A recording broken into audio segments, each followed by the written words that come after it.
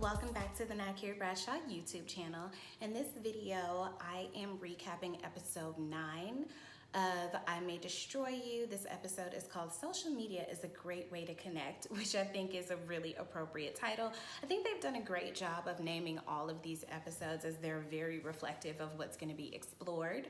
Trigger warning, this show and this recap have content surrounding rape and sexual assault. So if those are topics that you are sensitive to, now is a good time to dip out. I won't take it personally. Thank you for stopping by.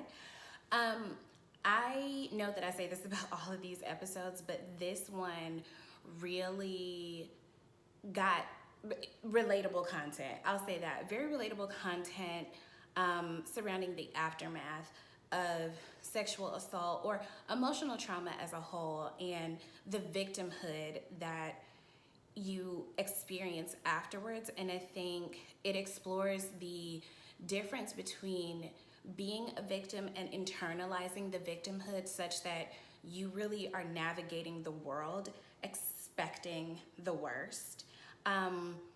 Collective consciousness right now. I just was listening to a podcast on thought work, which is something that I really, really enjoy. It helps me to process a lot of things of my own.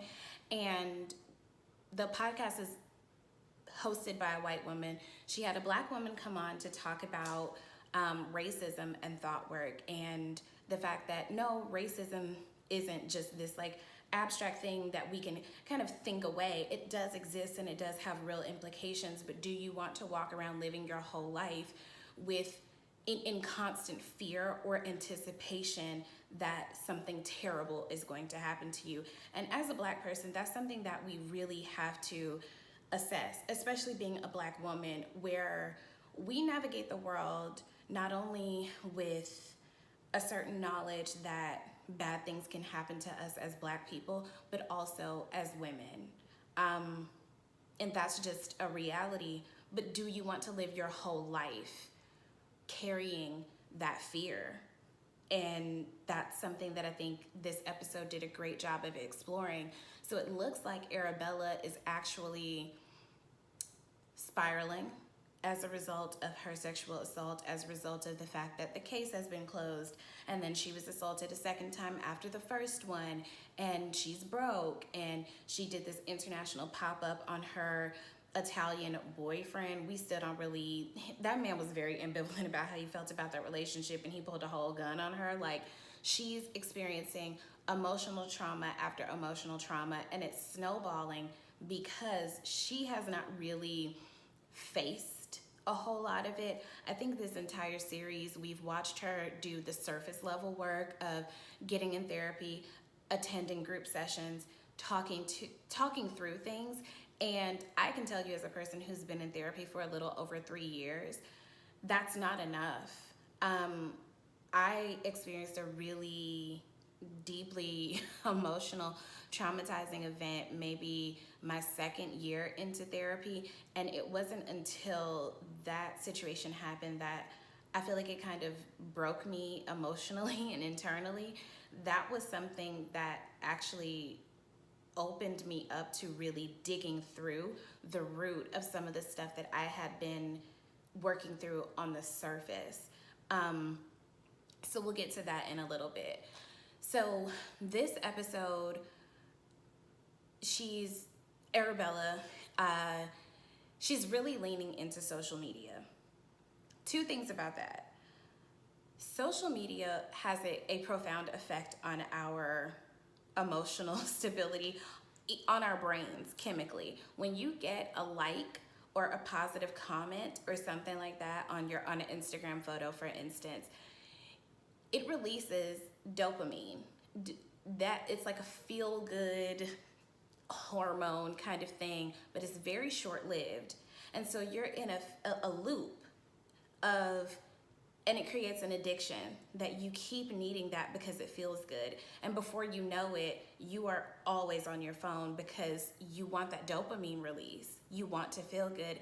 And given everything that Arabella has been going through, it's understandable that she's looking for ways to feel good. So she's vaping, which is not good for you. And T keeps explaining that it's the lesser of two evils. It's better for you than regular smoking, but it's not necessarily helping you either.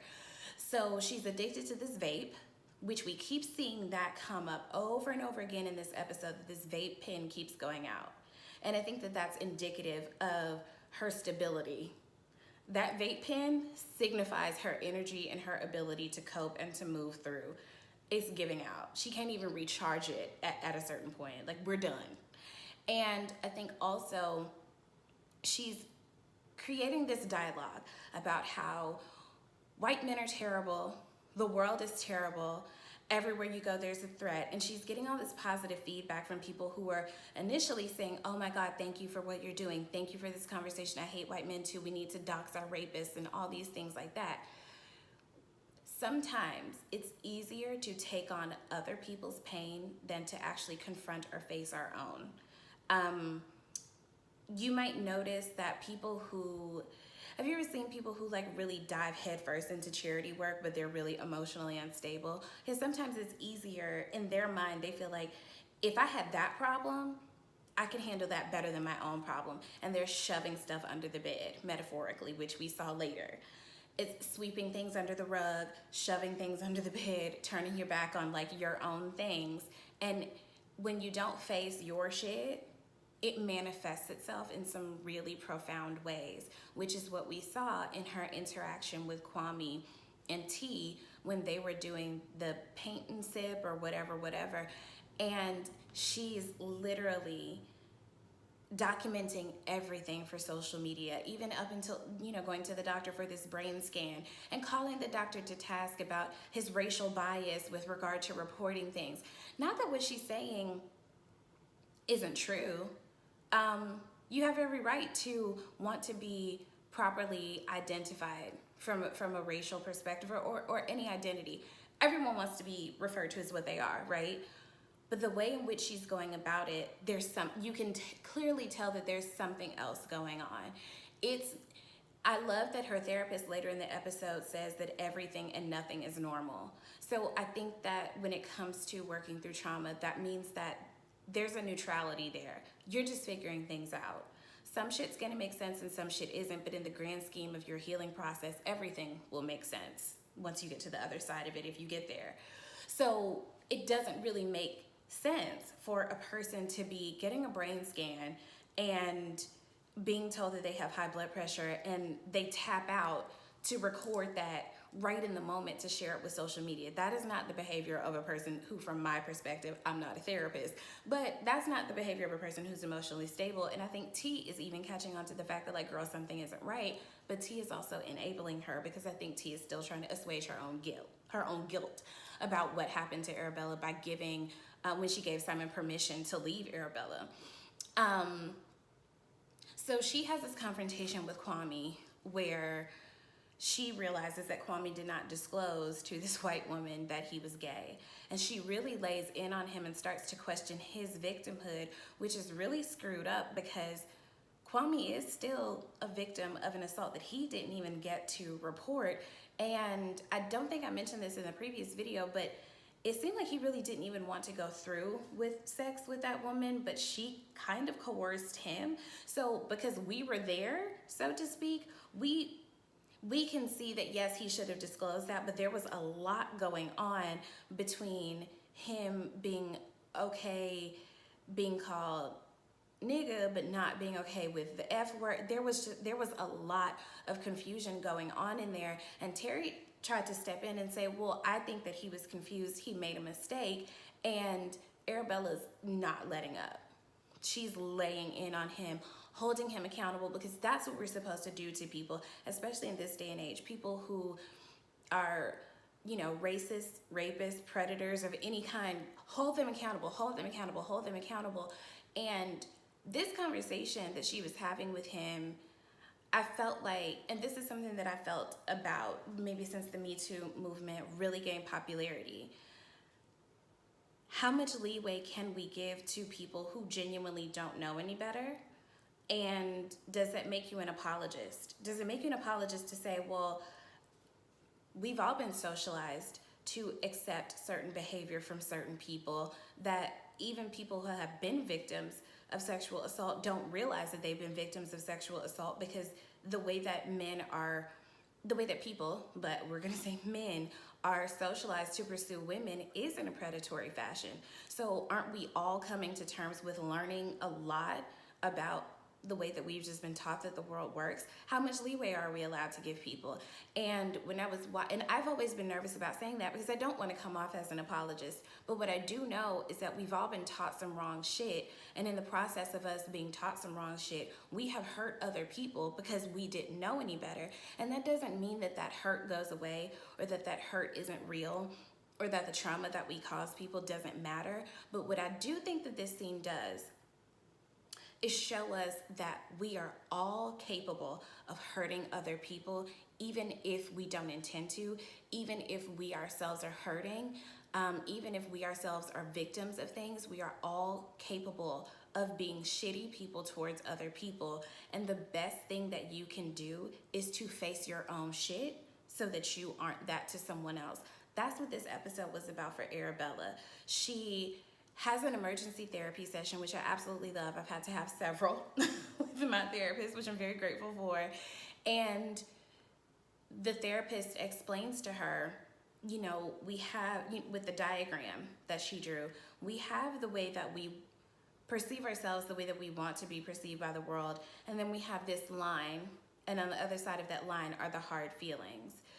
You can't just shove everything under that line. You have to bring all those things into alignment, and that is incredibly hard to do. And I know that that's incredibly hard to do because I'm actively doing it all the time, reconciling really hard things that have happened to me with the person that I want to be and the person that I truly am, but also having to face really hard feelings like guilt, regret, fear, judgment of self, judgment of others, inability to accept all these things, but you can't shove them under the bed.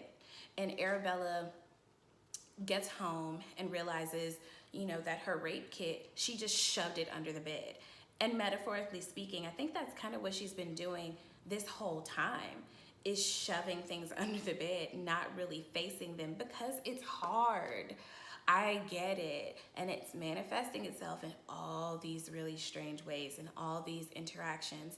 And she didn't even realize in this confrontation that she was having with Kwame, where she wasn't giving him permission to be a victim. She wasn't giving him permission to be a human person who made a mistake because he's trying to resolve his own issues with having been assaulted by this man.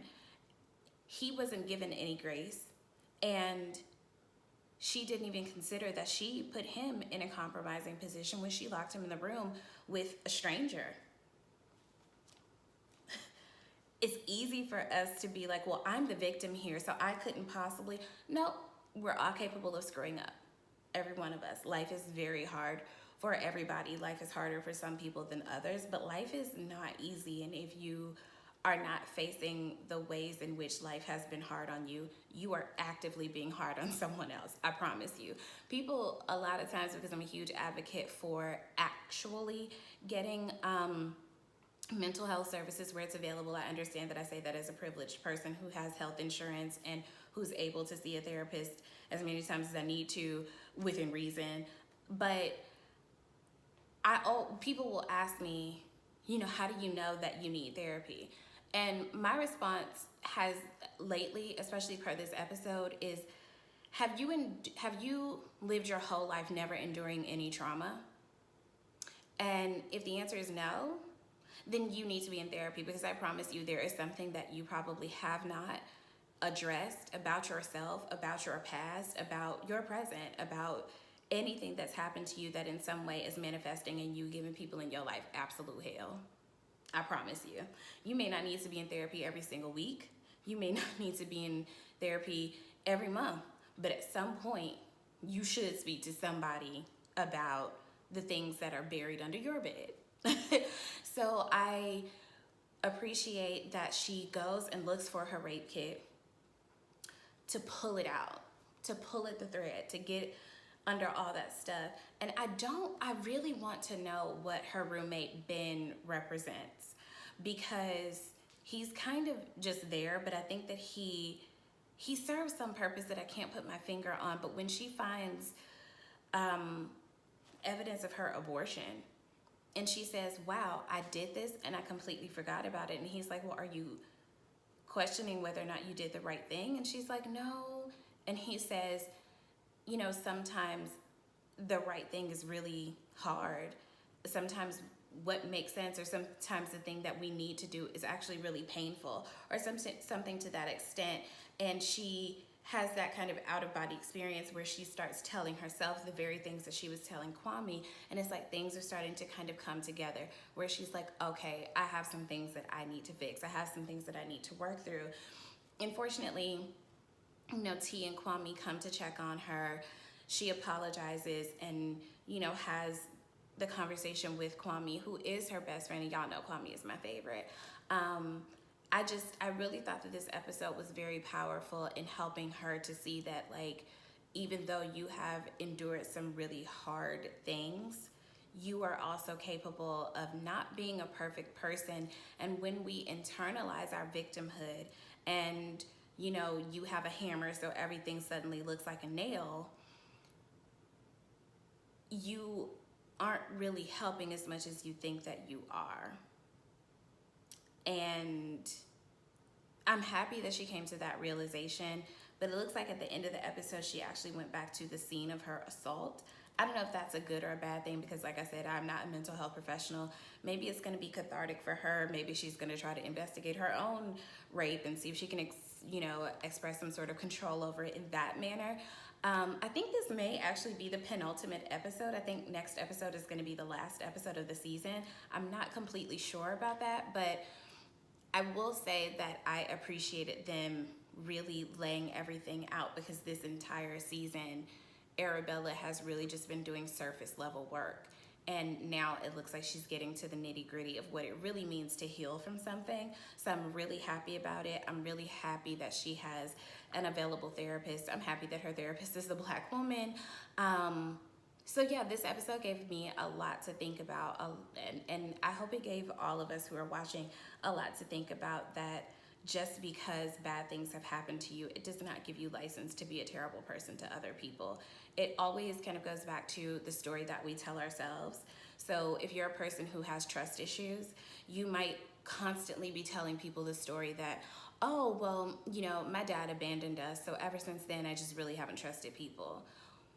Well, if you have sense enough to identify that that's the source, then you have sense enough to work through that. Finish the story and close that book so that you can stop leaning on it as a crutch and as an excuse for you to be horrible to other people. It's entirely possible to be a victim and be a perpetrator of shitty things. So I enjoyed this episode. And like I said, people keep asking me, do I really like this show? First of all, if I don't really like something, I'm not gonna talk about it. I'm not capable, I'm not that person. I'm not capable of interacting with things that I don't like. And I'm especially not finna take the time to record and edit and post things for free for things that I'm not into. I watch this show because I think that it helps me to process some things of my own. And because I think that it's an important device for working through some really tough conversations. So that's why I'm here. So thank you guys for joining me. Drop down in the comments to let me know what you guys thought about this episode, and I will be back to review the next one. Be sure to comment and share and subscribe. And thank you guys again. Bye.